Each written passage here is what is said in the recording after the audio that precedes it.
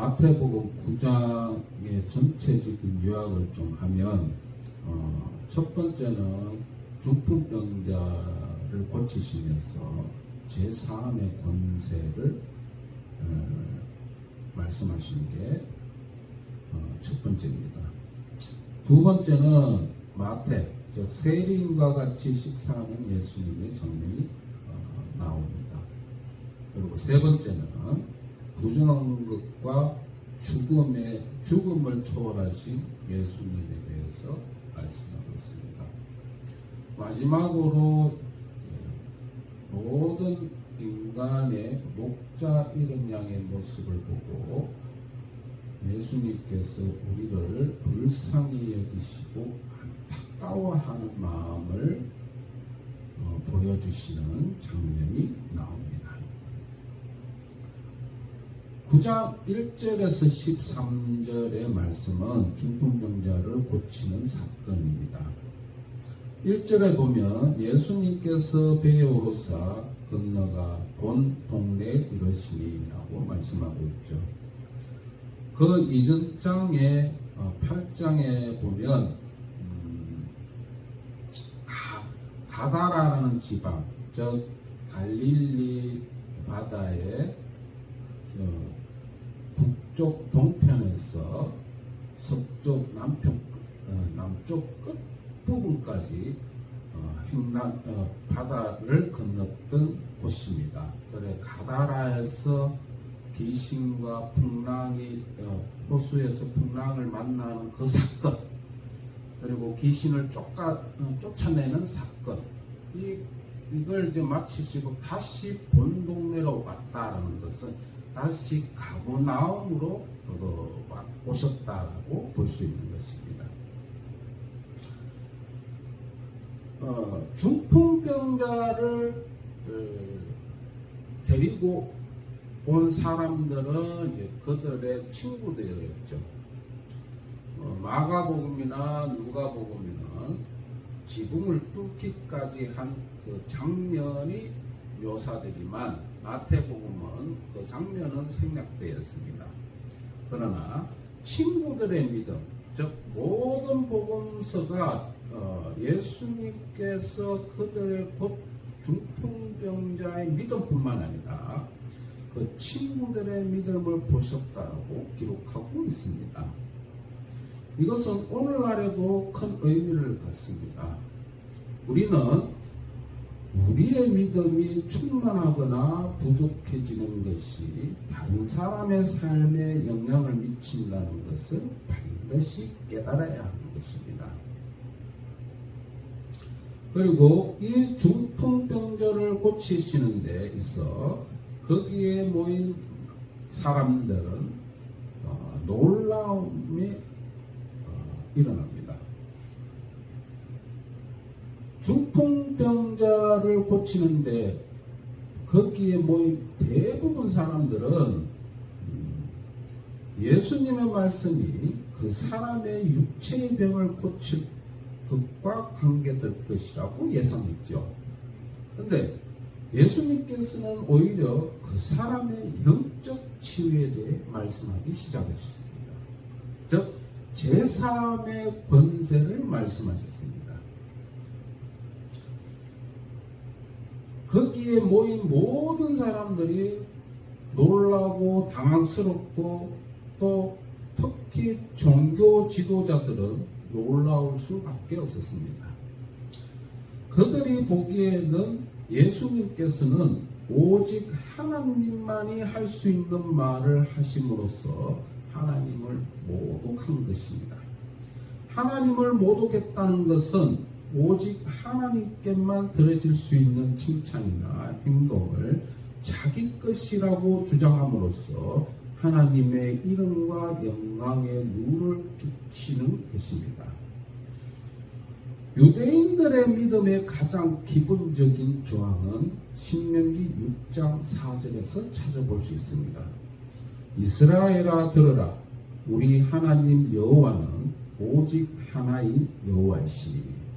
그리고 이사야 48장 11절에 보면 여호와는 질투하는 하나님이시오 내 영광을 다른 자에게 주지 않은 자이라고 말씀하고 있습니다. 만일 예수님께서 참으로 메시아 왕이 아니라면 유대인들이 예수님을 정죄하는 것은 합당한 일이었을 것입니다. 그러나 그분의 기적과 권세 있는 가르침은 이미 이 사실로 입증되었던 것입니다.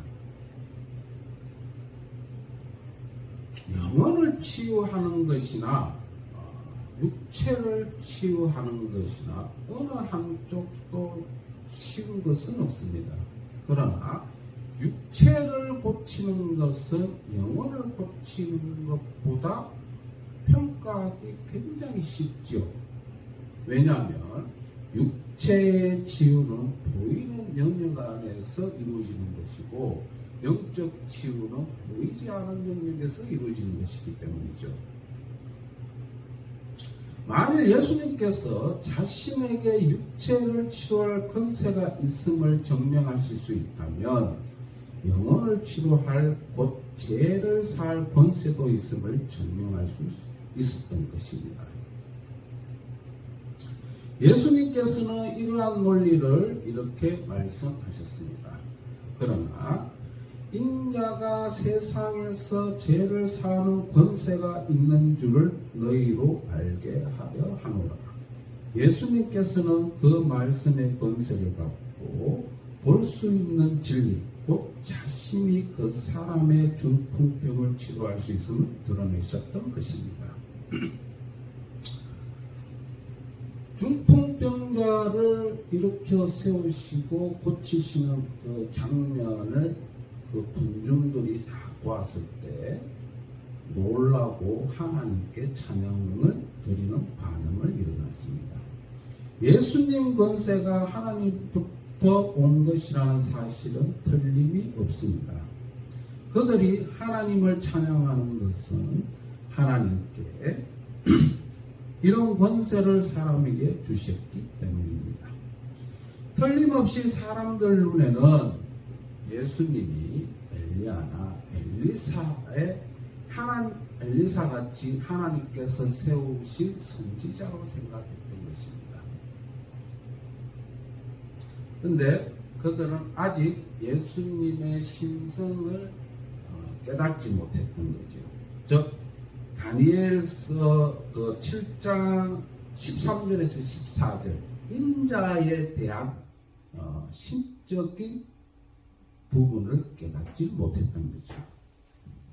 신적인 권세, 영원한 권세에 대해서는 예수님에 대해서 그것을 깨닫지 못하는 사건이었다고 볼 수 있는 것입니다. 9절에서 13절의 말씀을 좀 보도록 하겠습니다. 마태의 집에서 세리와 죄인들이 예수님과 제자들이 함께 앉아 식사한다는 장면이 나옵니다. 그런데 이 장면은 그 당시 문화적 근기를 어겼음을 보여주고 있는 장면입니다. 그 당시에 예수님 시대는 로마 제국의 지배를 받던 시대였습니다. 로마 제국은 피정복민 가운데 세금을 걷는 사람을 모집하는 관습이 있습니다. 이들 원주민들은 정오의 대상인 정복자를 위해 일하는 사람들입니다. 그래서 그들은 반역자가 되어 동포들에게 버림받았습니다. 세리가 자신의 호주머니를 채우기 위해 규정 이상의 세금을 동포들에게 요구하는 것은 흔한 일이었습니다. 만일 그들이 세금 내기를 거부하는 경우 세리는 자기 뒤에 로마 군인이 있다는 식으로 위협을 가합니다. 일반적으로 세리들은 탐욕스럽고 양심이 없는 사람으로 알려져 있고 그래서 그들은 인간 말종의 취급을 당하고 있었습니다. 예수님께서는 이런 비열한 죄인에게 말을 건네실 뿐만 아니라 세리인 마태를 불러서 자신의 가장 가까운 제자가 되게 하셨습니다. 여기에는 궁극적인 용서와 무조건적인 수용이라는 의미가 함축되어 있죠.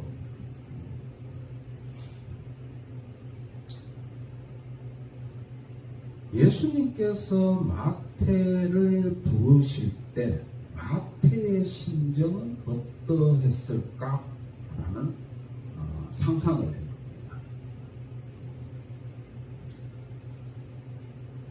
마태의 양심은 자신의 지위에서 오는 특권과 부를 포기하고 영적 정화와 회복을 향한 주님의 초대를 받아들일지를 놓고 고통으로 가득 찼으면 틀림없었을 겁니다.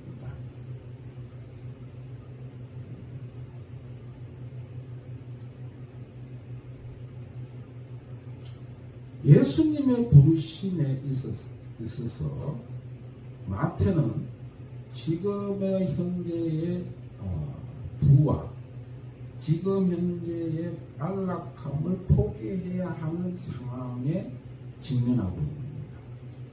그런데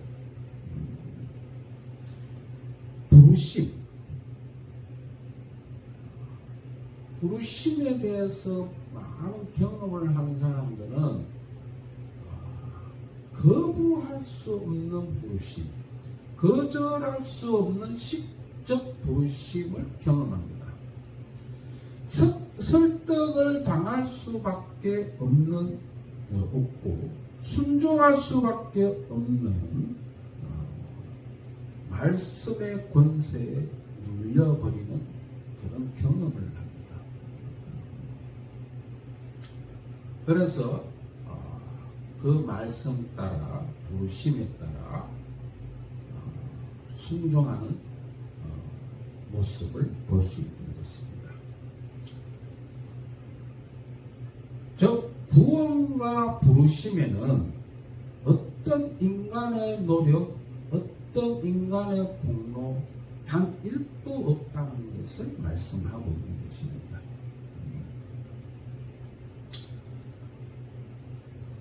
일반적인 관습에 의하면 죄인들은 의인의 식탁에서 환영받지 못했고 의인들은 죄인과 함께 식사하는 것을 염두에 두지 않았습니다. 그래서 11절에 보면 바리새인들이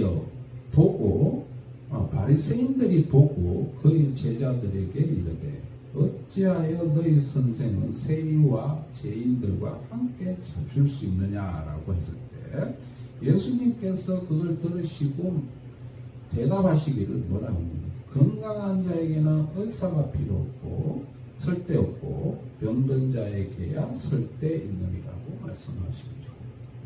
근데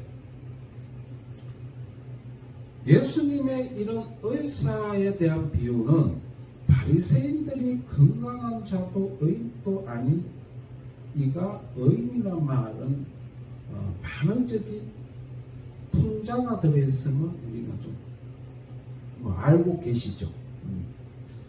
그들은 어렵다는 것이 아니라 스스로 그렇게 생각하고 있을 뿐이며 그렇기 때문에 자신의 치유를 흔쾌히 받아들이지 않는 것을 의미하는 것입니다. 그들의 완악함은 자비와 긍휼이 아니라 교만이었던 것입니다. 그 다음에